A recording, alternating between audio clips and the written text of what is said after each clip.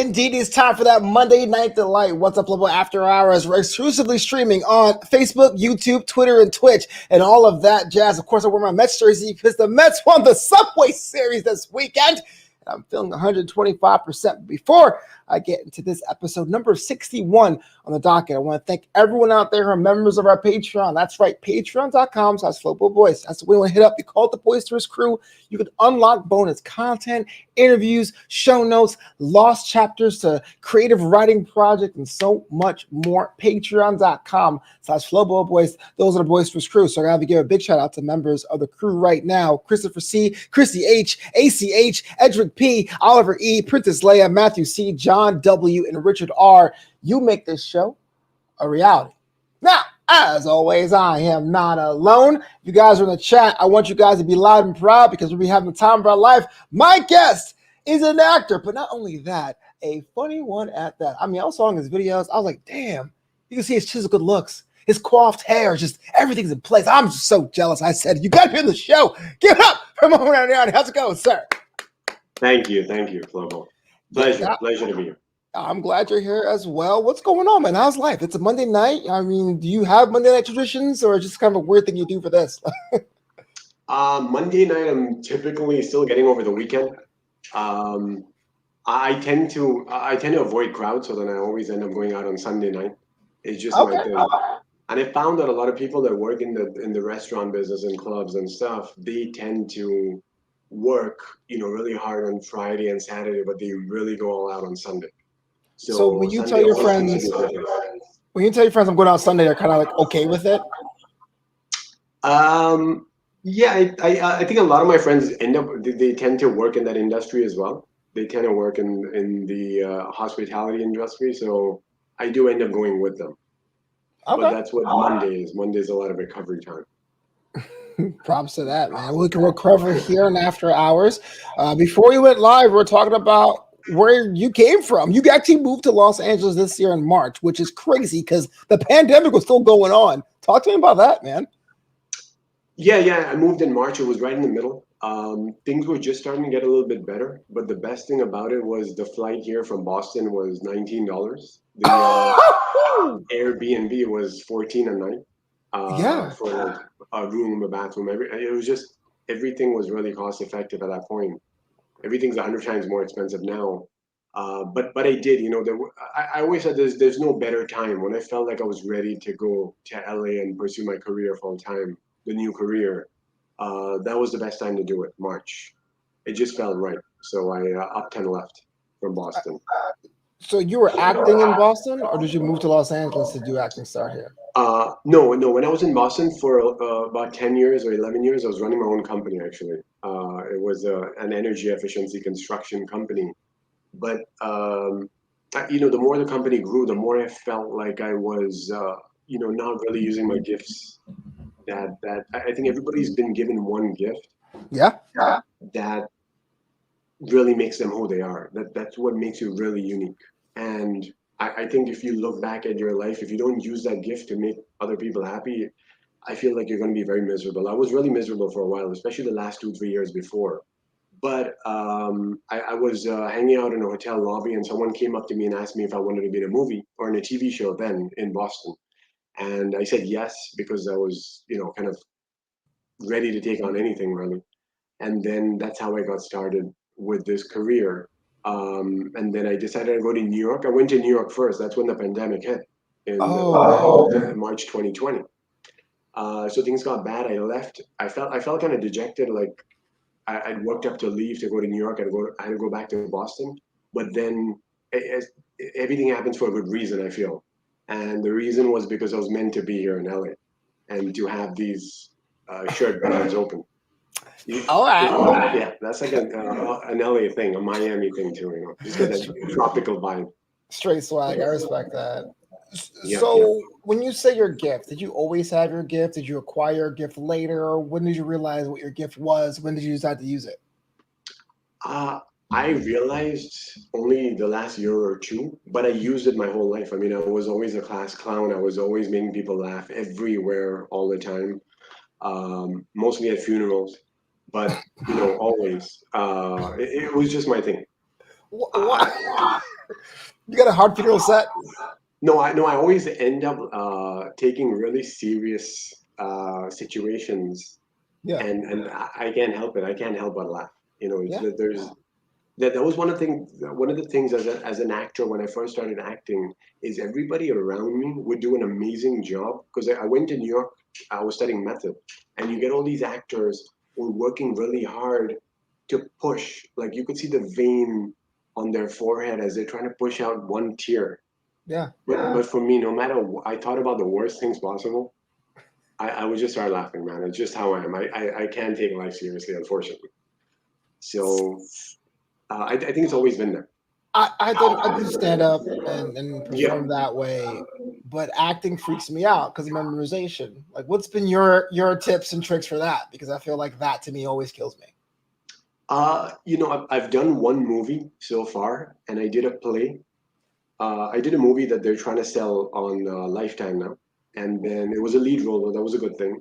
I played some Middle Eastern doctor. I did kind of learn the Middle Eastern accent. But the good thing was they allowed me to improvise a lot. So I didn't really have to do that. Oh, so I know over the last 10, 15 years, I took a lot of comedy improv classes. I Mm. just did it because I thought it would help me in my business because you're always improvising when you're running your own thing. Kind of for you as well. I'm sure you're hustling all the time and trying to figure out Yeah, how to get things done. You have to be very resourceful. And I think with the improv, I was doing it the whole time. So the memorization, I think, would be a bit of an issue for me, especially with these longer monologues and stuff. But so far, it hasn't. So far, the movie that I did and the play, it wasn't really an issue. And then I think because I tell people I have a lot of comedy improv, I tend to get jobs as such. Where they're like, okay, we're looking for somebody with improv experience. So yeah. then most of my auditions have been improv. They say, hey, improvise something on the camera and throw it our way. What about for you? Or have you done any improv yourself? Sort of. It's LA, so a lot of my friends do improv classes, and they're like, "Oh man, I need to get my buddy out there. My boy Flobo can do it, so I'll be like the friend of the guy doing the improv." But I never did improv myself because I felt like it's a different art form. When it comes to stand up, we're like power lifters, we're the weight lifters, or what have Yeah. you. But when it comes to improv, it's like CrossFit. Like you got to do you're like Spider Man. You got to do a bunch of things at once, and so I did it. It was awkward. I said, "Hey, bro, I'll help you out," but I would never say I'm an improv actor. And that's tough to say. I'll tell you why. I think you're Yeah, shortchanging yourself. You're improving right now as we speak. Every show that you've done the last 60, that's a lot of improv. I mean, that's a lot of keeping the big picture in mind and then still yeah. being really in the moment and being present and responding to situations. I think for sure. I think it's subconscious for you at this point. That's why you don't think of it that way. I wasn't paying attention. No, I'm just kidding. Very Here's a question from well said. Charlene. She has a question for you. She says, he doesn't have an East Coast accent. Boston. Did you go to a voice class? No, actually, the first 13 years of my life I spent in Mumbai, which is in India. That's where I'm from originally. I'm like an Iranian Indian heritage kind of guy. Yeah. And I think a lot of it was from there. I think that, those first 12, 13 years of your life, that's very formative. And then I Mhm. came here to Boston. I was in New Jersey for a while as well. I'm sorry. Uh, Thank you. Thank you. Your condolences are Hmm. heartfelt. The New Jersey is still in me, never leaves. That's why Yeah. I need to use a lot of cologne for that reason. Bada boom. No, no, thanks for that, Charlie.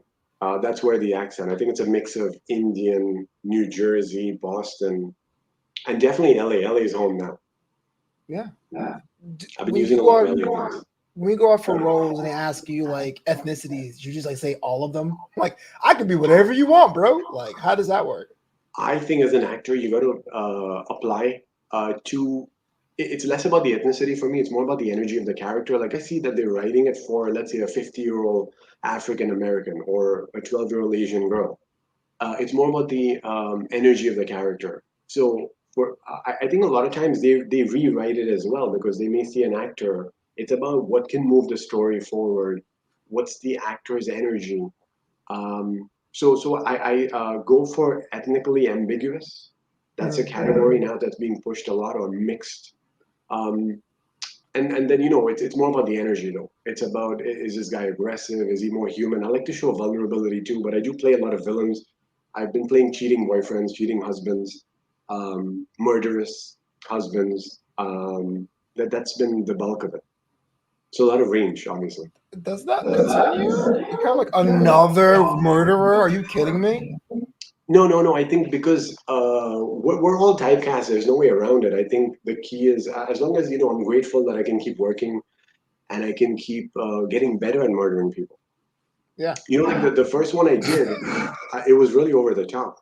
Uh, But then I started learning a lot more about villains, and then it became a question of do you reveal it in the beginning that you're the killer, or do you kind of play the secret right till the end?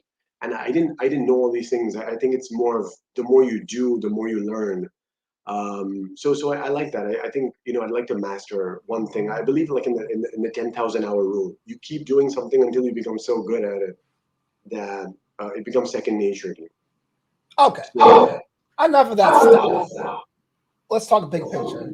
What does Mo want to do? What is the dream role? Who's the dream collaborators? Is it a Marvel film? Is it a comedy? Is it CSI reboot? What do you want to do it like?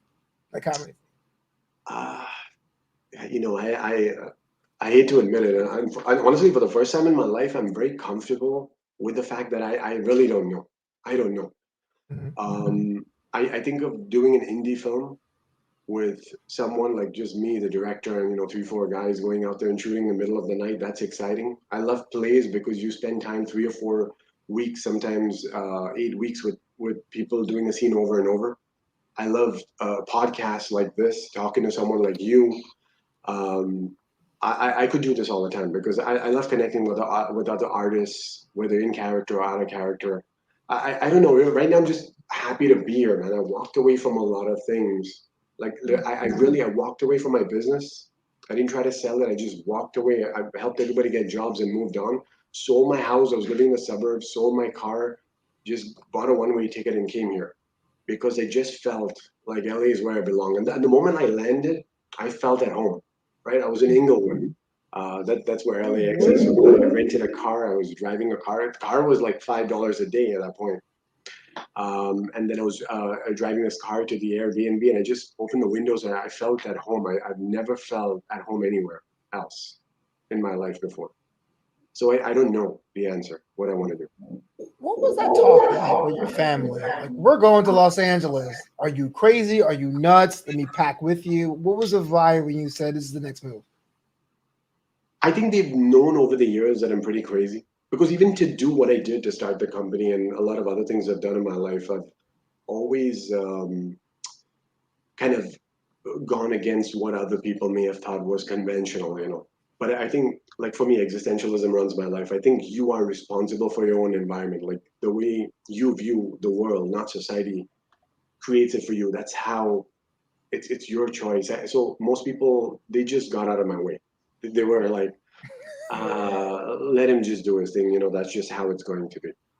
Yeah. And I don't really look for support because I think a lot of times I want to make my own mistakes. I want to kind of have my own journey and experience it mindfully as well. So for most people, it's just to get out of the way and then let me go and do my thing. Well, what's it for you? I always ask other artists this question as well. What was it like for you? What's the dream role? No, I mean for you to make this choice to put out 60 episodes, man. I mean, there has to be a conviction behind 60 episodes. It's not a joke. Every Monday, 10 p.m. The consistency, the dedication, you're producing.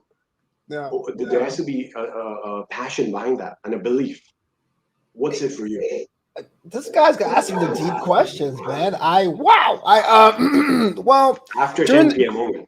yeah, after 10 p.m. Well, okay, so taking a step back, the reason why it's 10 p.m. is that I used to work at this digital network called AfterBuzz, and I had a show with them that was from 9 p.m. So I couldn't do anything until 10. As for why it's still here, it's because I'm consistent. I got used to it. But the pandemic changed a lot for me. And if you heard the story, I apologize because I get into it. But like, I was a stand-up comedian and I couldn't work because everything shut down.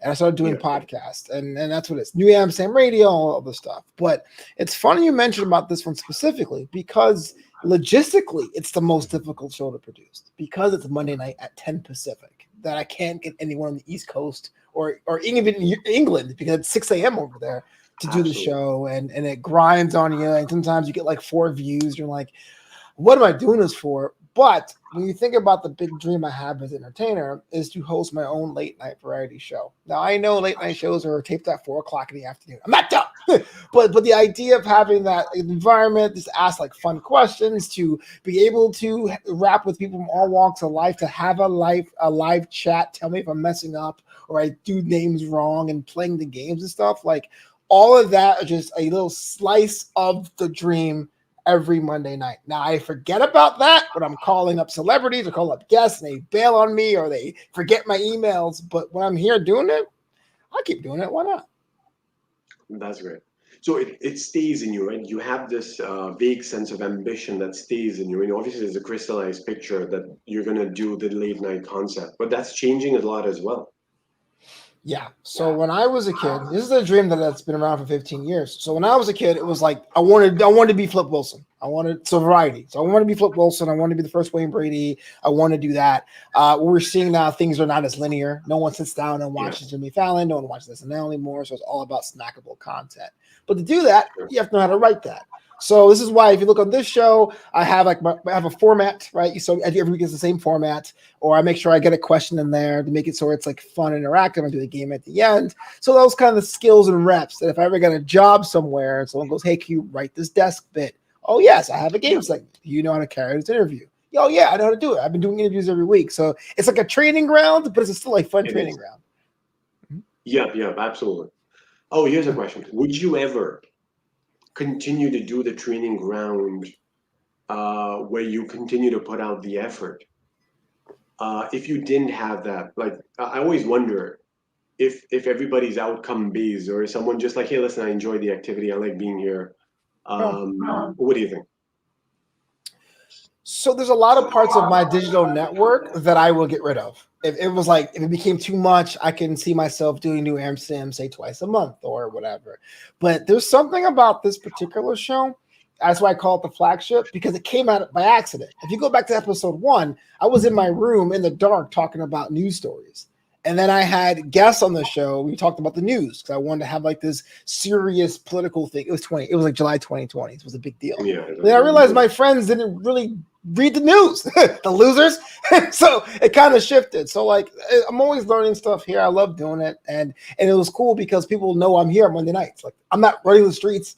I'm not gallivanting with the ladies. I am in my bedroom doing a comedy show every Monday night at 10 p.m. Sure, absolutely. The discipline again, it's about that repetition.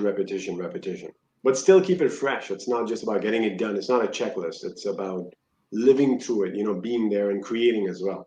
And I feel that with your episodes. I feel that when I watched your episodes. Just watch my episodes. Are my favorite guests. I'm sorry?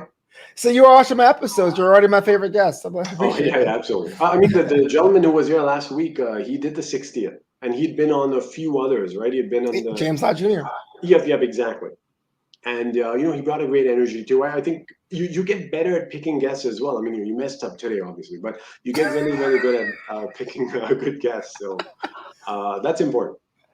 Let me ask you a question. What are the things that you repeat? What is your routine? How do you get centered? What's your day like? What's the rank and file? It's changed a lot for me now because it's a new career. Mm-hmm. But the one thing that I have started to do is to not have a routine unless, I would say the first thing I do when I wake up is I just spend time with myself. I listen to myself. It's something I call LAS, which is like, you listen and then you audit the previous day and then you scheme, like you think about what you're going to do with your life. I put a scheme there because, it sounds sexy. But it's more like, kind of like plotting, thinking about, okay, manifesting. Yeah, exactly. I open a few more buttons. But I do like that part. I like that part because before, especially when I was with my career, I would just get up and go. I was like running at 100 miles per hour.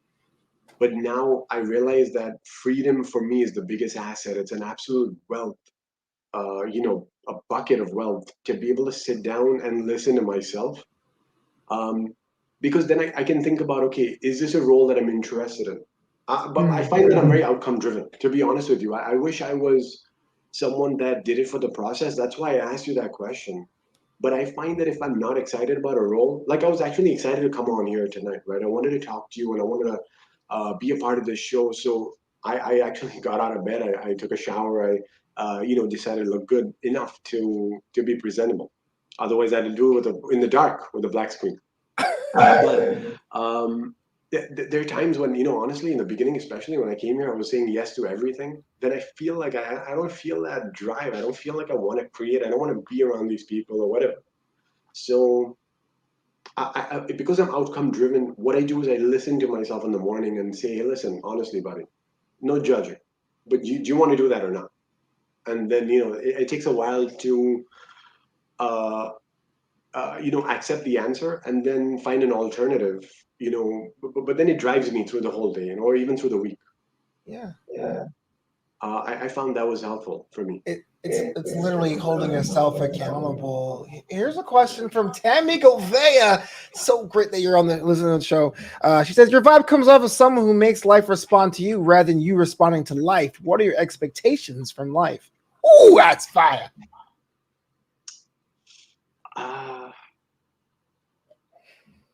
That's a great question. I used to think of myself as a sponge. Like I was absorbing stuff all the time and learning things all the time. I'd always say everything's a learning experience. I think now I think of myself as a plunger, where I'm just getting rid of all the shit from my life. So it's about like making life respond to me by getting life to just stay in control and get the hell out of my way, and not keep throwing things at me. I think that minimalism and that clarity helps. So I think the question is really good. I wish I could say what my I guess my expectation is, first of all, to be happy. I really want to have mental sanctity because I wasn't in a good place before when I was really hustling and being busy 24/7. I think um, we're all changing as human beings all the time. And that's why I want to listen to myself, because I'm like, listen, buddy, whatever you were talking about yesterday, you don't want to do that today, okay, for whatever reason. So let's think about what you want to do today. And I think that's my expectation. I hope I can work and be happy and, make other people laugh, even if it's in an ICU coma ward. Wherever, I want to make people laugh. That's what's important to me. That's my expectation, and be happy myself laughing. Oh yeah, you know what? I will tell you this. There's one more thing that I do. The last thing before I go to bed at night for about an hour, or even half an hour, I listen to things that make me laugh, like prank calls, or I really love Howard Stern prank calls, for example. And there are a lot of other prank calling shows that I love. Just listening to that. But I feel like laughter it's like a workout. You need to discipline yourself to laugh every day because it's a great stress buster. It just releases all your muscles and it makes me funnier as well. So I would say I hope I expect from life that I can keep doing that. Keep laughing. How does crank calling shows work now when no one really answers their phone anymore? Everyone just hits the climb, then there's no crank call. Yeah, a lot of these are compilations from a long time. But then there are also new technologies now that you can call up somebody with a different number showing it shows their wife's number, or it shows their place of business, or it shows so people are doing things like that.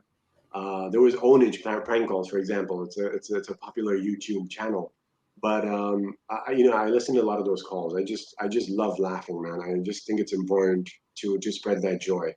Yeah, that's right. The gentleman who said laughter is medicine. Absolutely, it really is. So is medicine. Just so you know. So I have a serious question to ask you.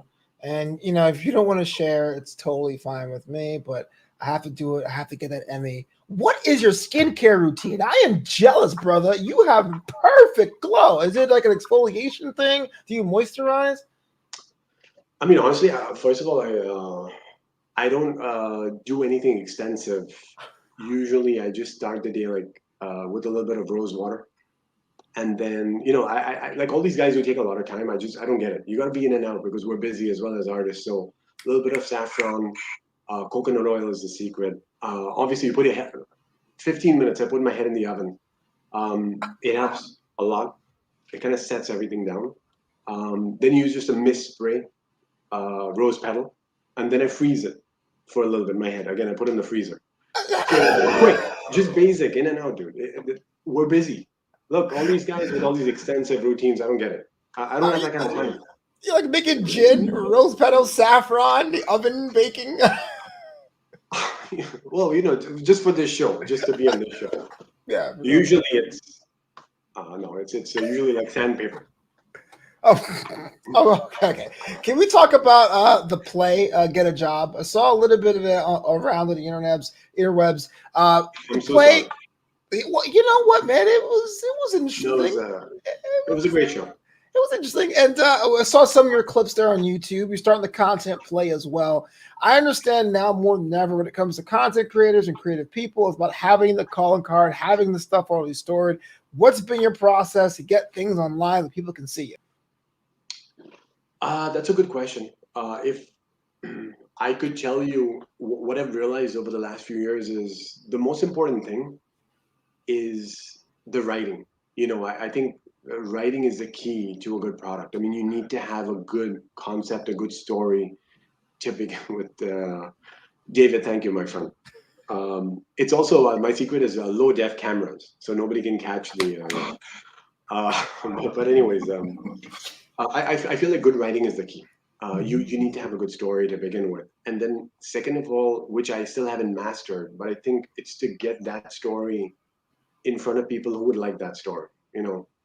Like even now we have a world where a lot of people are seeing a lot of stuff and being offended by it. It's because it was not meant for them. If it's meant for you, you're gonna laugh. If not, you're not gonna laugh at it. So I feel like for me that's the second half that I'm trying to conquer. And for all the people as being a part of the show, and for you as well, I always look for people who are writing that I can collaborate with and play off their energy. That's another thing is I'm trying to create some kind of brand where people can see and expect that it's going to be funny, and I keep doing things that are funny. So I look for funny writers. That's been my main thing right now. I have two people that I was able to find, and I just haven't been able to relate to the content. But somebody told me, look, be patient. They're going to send you 10 or 15 things, and you're going to like one because that's just how it is. But I'm trying to find stuff that is kind of congruent again and again and repeating it again and again, just so that people have some kind of, they can expect the same things from me. I think Key and Peele is a big inspiration for me as well. I watch a lot of Key and Peele. They're phenomenal. They're so Yeah, talented, unbelievable talent, great production values, of course, but great writing, great stories. Universality is important to me too, beyond color, beyond religion, race, gender. Because yeah. as humans, I think we all feel a lot of things, and uh, you know, there's some things that I want to find that everybody can relate to. Right. So that's been my process. Just good writing that people can relate to, and laugh at. So again, if you guys are just jumping into the party, thanks for rolling with us. We're talking about someone who decided to follow their gift this year and is killing it so far. But gotta ask you this though: someone sends you a bunch of concepts, you're not really feeling it. You're in Los Angeles. It ain't cheap to be here. There's got to be some days you feel like you take a giant L. There's some days where you're the hydrant, not the dog. Well, how do you push through? How do you get that off your mind for the next day? How do you keep positive?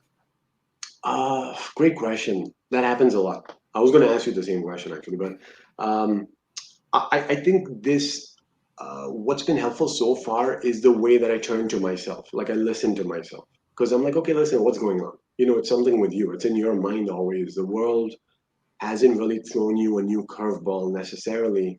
It's how you perceive it. You could uh, get something thrown at you that may not be such a big deal. A few years later, you're going to look back and laugh at it, but it's how you felt in that moment and then how it impacted you physiologically. So I think the first thing I do is I just slow down, and then and I allow myself to feel like crap for a while. It's okay, because it's part of life. We're human. I'm going to feel like crap some days. I think it's kind of like women. Unfortunately, they have to deal with that time of the month, and they just have to just uproot their entire life and their plans and everything else that they have around it. It's unfortunate, but that happens. So we all have days like that, and that's the first thing. I just accepted that when I'm ready, I ask myself what's going on, and then I just ease back into work as I can. Yeah. That's the only way I deal with it. But generally, after a while, I find out that it was not such a big deal, you know. Right. Rejection is a big thing in this game too. I'm sure it happens to you all the time. No In the fault game, of yours. really. Yep. I think the ability to deal with rejection, if I didn't have that already from my time with my previous work, this would be a brutal business. Mm-hmm. The grounded people know how to deal with rejection, and the ones who can't, they're so good at creating they're so delusional that they don't have a problem dealing with the rejection at all. They're like, oh yeah, she probably didn't get my audition, or she probably, they love me so much that they're just speechless. They don't know how to handle someone like me. When they say, "Sir, please leave," they really want an encore. Mark says, I like your perspective on life. Yeah, you're bringing the Zen, bro. I appreciate that, man. I mean, I wish you were here when I first moved here 14 years ago before I decided that California is the worst. But sometimes I felt that. Thank you very much. But I think this comes with time as well. For example, I think your 14-year-old younger self would have been happy to meet who you are today as well. You are everything that you would have ever wanted to be then, I'm sure, because that's what you became. I feel like the 14-year-old me would look at me now and be like, "Holy crap, you have abs!" Like, I was a fat kid. I didn't think I would ever have abs. Oh, nice. So that was always a cool time. Well, that means the next episode has to be shirtless. Oh, yeah. I mean, that's a premium Patreon content. Make sure you hit me up at patreon.com. The OnlyFans. Yeah. No one would buy that at all. I'll have negative clients when it comes to that. No, I don't think so. After 11 p.m. only. Right. After hours. I love it. So when you go outside, when you're not working, right? You're getting that recharge. What do you do to fill the cup? What do you do to get yourself centered? What do you do to get your back when it's not about the career? It's all new to me still because, again, California is new to me. I'm not used to being in a place where I can 12 months out of the year be out and about. Boston, unfortunately, 6 months out of the year, even New York. I lived in Montreal for a bit too. New Jersey, same thing. 6 months in the home, 8 months in the home, in a jacket, in thermals. But the beach has been magnificent. I mean, it's been a beautiful place to be. I'm still getting used to also you go to the beach, you walk 5-10 miles, you don't realize it, and then the next day you're like, God damn, I'm exhausted. I don't know why. I think that's been a big thing, but I think the recharging again is I just tend to be internal. I don't know why. I think I'm an introvert. I think I spend a lot of time on myself, unfortunately, or maybe fortunately. So what does that mean? Like you sit with a nice beverage and watch the sunset recharge? You read a good book recharge? You pet a dog? Like it doesn't have to be something grand. What I do is I walk. I just walk as much as I can, and then I'm in my own thoughts. Usually somewhere in downtown LA where there's a grid, and the chances of me being mugged are minimal. Yeah, that's just how I do it.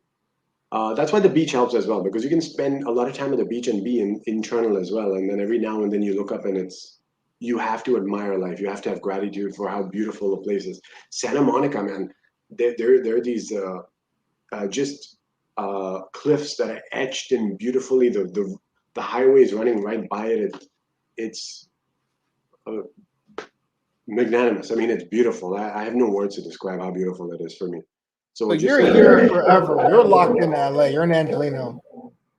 Yep. I think I am. I mean, I think as an actor, you got to be open, though. You got to go and shoot wherever you shoot. For example, the movie I shot was in Lake Arrowhead, which was 2 hours west. And then I auditioned recently for a pilot, an HBO pilot, actually, by these Portlandia folks who did the show up in Seattle. And it was a comedy improv thing there as well. So I tend to get a lot of these improv things. But when I did that, they said they will be shooting up in Portland maybe 6 months out of the year. Are you okay with that? I said, yeah, sure. I think as an actor, that's another thing. You got to be a bit of a gypsy, like someone that's willing to travel and be wherever. Everything's about the location. But this feels like home, though. It really feels like home. You know how I know it feels like home? I'd buy a home here. I never felt like buying a home anywhere else. Which is the worst thing, because it's the most expensive place to buy. I feel the opposite, man. I've been here 14 years last month. So I came August of 7. I went out to grad school because I didn't want to go out to the real world. I did school again. And I'm not jaded because I understand I've been here my adult life. And California's given me so much. And after 14 years, my overnight success is starting to happen. People know who I am now. You can Google my name, and Flowbots does not come up #1 anymore. But because my family was in New York and I was the only person not doing because my parents are Caribbean and very similar to the parents who are from South Asia. Oh, we're in the Caribbean. I actually lived in the Caribbean for a little bit. Oh, my parents are from Barbados, so they okay. came. I was in St. Kitts and Nevis. My brother's still in St. Kitts and Nevis. Oh yeah, St. Kitts is a cool place, man. Really cool, really cool. They want to get, you get a job, you get a real job. Yeah, they never want got you a to job. be conventional and stuff. Yeah, absolutely. They want you to be earning and be responsible. Yeah, and and it's great, but the passion was at first it was video editing, and it became movie editing, and became a bunch of stuff. But content was the play. So even though we're back in New York, I still feel like I'm just here visiting. Like I don't want to be the prodigal son. I won't go back and be like, well, LA sucks. But there's some times in years I'm like, how am I going to make this work? So it's cool and refreshing to hear that you found a soul city so quickly. Hopefully it stays that way. But I felt that for some reason. I always felt like this attraction to LA as well. Never, some of the other cities that people would have, like Paris or, Ibiza or whatever. I just felt LA for me just was magical, and being here feels that way for sure. And I'm happy that it worked out that way. But who knows, maybe a year from now, maybe a different story. We're all changing, we're all changing. What can you do? It's life. So you're a human being. So I got to ask you a question I ask a lot of human beings that part of you. I think so. I think at least 80% human being, right? It's like skim humans, like 1%, 2%. Question I have for you though: almost everyone collects something. What does Mo collect? I think I collect experiences. That is the one thing that I do enjoy a lot. Other than that, I try to be a minimalist. Like I said, I'm a plunger. I don't collect people in my life either. I think you have people that you let them be who they are. I don't try to collect and control them. So I don't have anybody locked up in my basement. That's in case you were asking. I was thinking about that earlier. Thank you. Yeah, sure, absolutely. But the thing is, I think for me, collecting experience is the key. Like for example, on Saturday night, I actually went out to a restaurant, and when I was outside the restaurant, somebody I was talking to said, "Hey, listen, you just moved to LA, blah blah blah. Have you been to the clubs in West Hollywood?" I said, "No, I haven't." He said, "Well, let's go right now." And I said, "All right, let's do it." So we got in my car and drove. I think he was freaked out a little bit too because he didn't realize that I would say yes to it. And then, so he spent 20 minutes telling me that he's really sane and he's not looking for anything right now. Blah blah blah. I said, "Okay, get the point." So we go there. But we were there till like 3 a.m. or something. Then somebody came and gave me a card. He said, "After hours, text this number." I said, "Okay." And then I went till 5 a.m. But it's because I like to observe. I like to watch other people and do myself. Like I'm an actor, so I want to act. There's a physicality to me all the time. So I feel like that's what I collect the most. When I spend a good amount of Sunday thinking back about Saturday and just reliving it and enjoying it. Not that I live in the past, but I do enjoy certain experiences and even being in that moment like this right now. Yeah, this is a beautiful experience for me. To have these questions that you're asking, to have people in the chat that have been a part of this show for a long time and strong supporters. This is an experience I really will take with me for a long time. I mean, it means a lot. It's gonna be first of many for you, man. Once you get those movie releases, you're gonna have people pouring out like, "I saw you and get a job to play, and I loved it." And you're like, "Oh yeah, that thing, it's gonna be great." Thank you very much. Again, like I said, happiness is the main thing, but these are all things I don't know about. It's all hypothetical. Yeah. But that's a wonderful question about, what do I collect? What about for you? Because you believe that everybody collects something. You are just one of the deepest brothers I've ever had a chance to talk to. You're so introspective, brother. I'm sorry. I hope I'm not boring. I really hope No, it's not boring at all. I'm just fascinated. Like, it's funny. And I'll answer your question in a second. It's funny. Sure. Los Angeles is one of those cities that if you in my experience, of course, I'm only one person.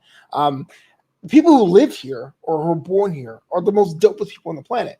But transplants are what people think about when you think about how LA is. It's fake. It's this. It's that. All the negative stuff. So as a transplant, I would be weary and leery of other transplants. But you came in with the right attitude and saying, "Look, I'm not guaranteed the world, but I'm going to try my hand at something I know deep down inside." So I'm going like, "Damn, man, Flo beat that every once in a while. He probably won't be nearly as miserable. I'm having a breakthrough, baby." When it Thanks for comes to sharing. collecting things, no, my pleasure. It depends. I kind of like come and go. I used to collect different playing cards. I have an old steel lunchbox full of playing cards. I have a very small pop figure collection, a small comic book collection. I collect Archie comics. I was a big fan of that growing up.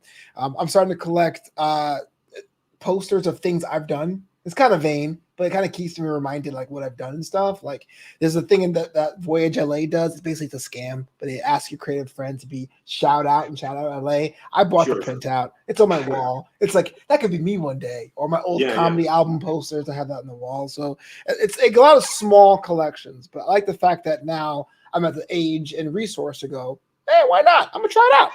You Sure, know? sure, sure. Yeah, Maybe, well, I think that maybe we all do the same thing because you connect with these experiences through something tangible, yeah. Charlene. And I want to be you when I grow up. We're all, maybe I don't want to grow up. Maybe you don't want to grow up. Who knows? Um, but maybe we're both connecting when we are all, whoever is a part of the show, we're all connecting with experiences through something tangible. Like you look at the poster, you feel a certain way. So maybe I'm the same. Maybe I just do it through my mind, or for some people they're more tangible, they're more visceral, like they want to touch something and then feel it. Yeah, I So was I guess actually we're reading some of the chat here, and they kind of broke out in their own conversation about workouts and programs. You have a workout tip or something you like to do to keep yourself in shape? um you know what, the last few years I started fasting a lot actually.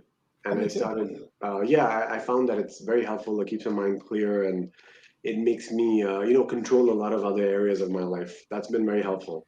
um I haven't seen abs yet on me. I've seen them on a lot of other people. But I haven't, hopefully I'll get there soon as well, because I feel like that's one of the things I want to do in my life is see abs on me. Um, but then other than that, I work out a lot for the work that I do. I think as an actor, I work out a lot for endurance, because you're standing on set for 12, 15 hours a day. You're using your voice a lot. You got to be ready at the drop of a hat to be able to give a take when the director asks, or even 10. Like when I did that last movie, I got arrested a bunch of times because again I was playing a murderous husband. So I got arrested, I got slammed to the ground, things like that. And that gave me some idea that I need to change my workout a little bit. So I need to ask people in the gym to specifically toss me around, bang my head in the wall, use my head to open the doors a little bit. Wait. How'd you broach that subject? You're just like, hey man, I like you that deadlift. Can you do me a favor and punch me in the mouth? Like, what does that look like? Uh, no, maybe you don't say it as a favor, but you could easily offend the guy by saying something, that maybe he's not too happy about. Good to know. You skip the auto deduction or the auto payment on the monthly membership, and you just run right in, whatever Well, it takes. that's one way to get your lumps, man. That's that's crazy. It's still the end of 2021. The lost year is 2020, but you made moves in the lost year. Do you have a travel bucket list, cities you haven't visited? And if so, do you want to share a couple of those? There are definitely places in California that I haven't visited that I want to. I've never been to San Francisco. I went to San Diego when I was a kid. I would want to go to Mexico. I think I want to spend a lot of time in California. I don't know why, but it just makes me really happy to be here. And I think with COVID again, there were a lot of things that were not possible. They're remasking again now in a lot of places, so it makes it a little complicated. But I think when things open up, to be even better than they are right now, I would want to spend more time and to travel within California, and maybe I would do the Grand Canyon just so I can get a picture of the Grand Canyon and put it up behind me for a future podcast. I feel like my wall's very bare, and I was making a list of things I should put behind me. One would be a snake plant for sure, and I would definitely get a cat for the episodes. If the cat can walk by, I've seen that happen a lot in like Zoom videos. Yeah. I think I would do, definitely a 5K that I ran somewhere. Put up something about a 5K and some kind of inspirational quote in the background. Um, so the Grand Canyon's a big thing for me, and I probably put up an Eiffel Tower thing or two. I think that's big. This I is feel like chatting with a young version of the most interesting man in the world before he becomes an old guy. Charlene says Fort Bragg would be something you may like and how you have that vibe about them. But she also asks a question. She says, audition tips. Do you have any audition tips for aspiring actors? sure, Charlene, but that's a why Fort Bragg? I'm curious. I mean, if you have a moment, please do let me know. Why the Fort Bragg as well? The audition part is it's tough to say. Here's my approach again because I know that I'm outcome driven. I try to audition for things that I'm really excited about. Like I was really excited to do that movie because it was a lead role, and Mm-hmm. then I was like, damn, and then that very night, I did self tapes from 6 p.m. till midnight. So I feel that for the same role, I just kept doing it again and again because I really love doing it as well. So the audition for me is it's like a an insight into what the shooting day is going to be. So I want to make sure that the audition is something I would enjoy as well because I'm going to go there. And also, if there's something that causes a lot of pain in the audition, then I want to avoid it. To be honest with you, maybe it's because my time doing method, I didn't really enjoy the method acting. I didn't like calling on personal experiences from the past that were painful. Um, it just wasn't my thing. So I find that if I can audition where I'm breaking down the role and having a good time with it and I'm enjoying it, then I would. That's the main thing I would say as an audition tip. We as an artist we want to do art that we want to do. That's what I want to do. And by the way, just so you know, what I don't work, I don't act full time. I actually work in sales as well. But I contract with a company that gives me a bunch of clients, names every day that are interested. Then I call them, I set up the appointment, and I go meet with them. So I try to meet two clients a week. I mean, sorry, two clients a day, where I drive to them, and it's usually a commercial facility, and then I sell them some kind of construction project. So I had that flexibility. I meet about 10 clients a week, but it's enough to support my life. And I can work about 20 to 30 hours, depending on how far I drive. The meeting's about 15 to 20 minutes. And then, so that's about it. That's all I do other than the acting part. But I do that just so I have the freedom to choose what I can. So I'm never desperate. I don't have to do an audition that I don't want to do. That's the main audition tip. Just be happy. That's all that matters for me. That's great. And that's a tip about Fort Bragg, by the way. It's very artsy. The landscape is very beautiful. Wow, good stuff. Charlie, thank you. Charlene with the tips, man. But before we get out of here, Mo, want to play a game? Sure. Because you said no, it'd be really awkward. I'm like, dang, bro, I had a game all planned. Is it spin the ball or what? I mean, look, man, you can win anytime. Hey, this one here is a classic game. It's called Risky Sevens, man. It's actually one of my favorite games here on Wassup Flobo after hours. I'm going to ask you 7 questions of varying difficulty. And if you get the question right, I will donate $5 on your behalf to a charity of your choosing, which is earmarked to be the LA Food Bank. Get the question wrong, and they get nothing. Okay. You know what? If I get the questions wrong, it should be that I have to pay $5 into words. Hey, if you want to. No, Charlene, we're not playing Truth or Dare. That's for next week. That's. I hope it's been the bottom. Okay. Yes. So this topic is about comedy movies. You're a comedic actor. Maybe you've seen these. Maybe you haven't. Let's go. 7 questions are up. $5 is the line, so you're playing with $35. Not too much, but enough to make an impact here for the LA Food Bank. Question number 1. This comedian recently co-starred with The Rock in not 1, but 2 Jumanji movies. Kevin Hart. Correct. This Woody Allen movie is commonly considered one of the best rom-coms of all time. Could be Annie Hall, probably all of them. Annie Hall, correct? Yeah, with Annie Hall. Obviously, I don't have a life. Yeah. This blockbuster featured Jonah Hill and Channing Tatum as undercover police officers. Oh God, I've seen that on Amazon, on Prime Video. I'm sorry, I won't hold up the show. I don't know what it is. Oh no, the show. Ice Cube was in it. Find a Supplier. Oh, was it Find a Supplier? No, it was the first movie. It was like Find the Supplier. No, I'm sorry. I don't know this one. 21 Jump Street. Question number 5. 21 Jump Street. Damn. Question number 4. I knew that answer. I need to get one more wrong just so I look good. It looks like that. You don't have a life otherwise. Yeah, that's what it's the cover. Question number 4. And one of the most notable things about this comedy was the fake ID that said McLovin. Oh, that was the kids. God. That One of was the a most great notable movie. thing about this movie was the fake ID that said McLovin. So the name of the movie, right? Yeah, what's the name of the movie? It's with the 3 kids. I can't remember though. That it was a great movie. I watched it. I definitely watched it. It came out in '07 or Mark Mark. is like, you know this, So man. strong. Damn, Mark. Mark, I'm sorry. I'm gonna disappoint you, my friend. uh, Can I phone a friend, Mark? I mean, why not? It's for charity. Mark, But spit it out, my friend. it is not Three Ninjas, David. Don't give a wrong answer. No, Three Ninjas was like the sequel to this, right? No. One more time before we get out of here. What's the most notable thing about this comedy was a fake ID that said McLovin. No, I'm sorry.